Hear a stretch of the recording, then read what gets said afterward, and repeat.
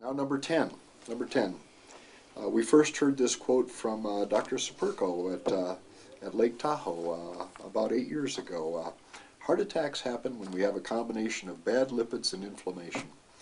And now we're defining bad lipids as an elevated LDL particle, certainly a number over 1600. I think you can comment, but that's, if we see something over 1600, we're getting real nervous. And inflammation, which can often be increased insulin levels. Many people have talked about this. So, elevated triglycerides, low HDL, a high LDL particle number make up the atherogenic triad. Peter Toth was the first one I heard use that term. Trouble's coming.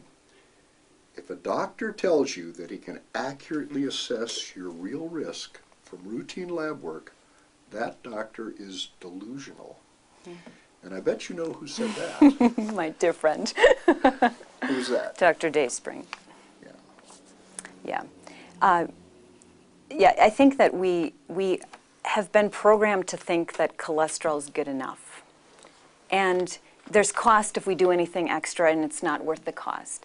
But unfortunately, the cost of heart attacks and strokes and diabetes that basically happen as a result of not understanding this early on is certainly much greater cost to society than anything we're going to do with a little blood test.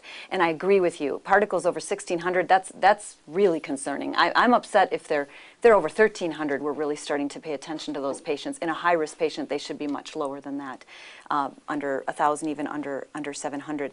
And I don't know how you know you have an elevated LDL particle without measuring it. How do you make that guess? How do you know? I mean, I have patients with normal non-HDL cholesterols, with normal triglycerides and normal HDL who have particle numbers of 2200. How was I supposed to guess that? How would I know? I mean, some patients have, high triglycerides and low HDL, and you presume there's probably some abnormalities there, and sometimes it's obvious, but many times it's not. And I don't want to miss anybody. I mean, this is my field. If I miss it, it's my fault. I'm going to take responsibility for that when they have a heart attack on my watch, and I don't want it to ever happen.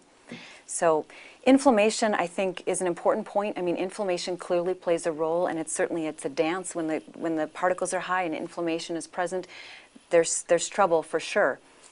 I'd like to explain inflammation to patients by telling them, look, if you think about what happens when you get a bug bite, your body swells. You get swelling around that site. That's your body's inflammatory response to that insult.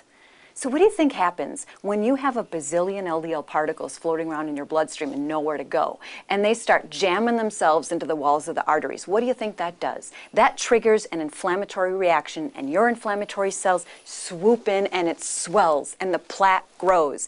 And if you happen to be a person that's more pro-inflammatory because of another disease state, because of asthma or a chronic inflammatory disorder, or it's just genetically what you are, and you are more inflamed than others, that plaque grows quicker. It grows more aggressively. And so that's really a double whammy if you've got the high particles and you've got inflammation. So clearly we need to understand and measure and follow both of those parameters if we really want to put a dent in this, and do everything we can to intervene, be it with just our lifestyle changes or medications that are very appropriate. We have so many things nowadays that we can use to address inflammation and high particles. There's no excuse to not fix it.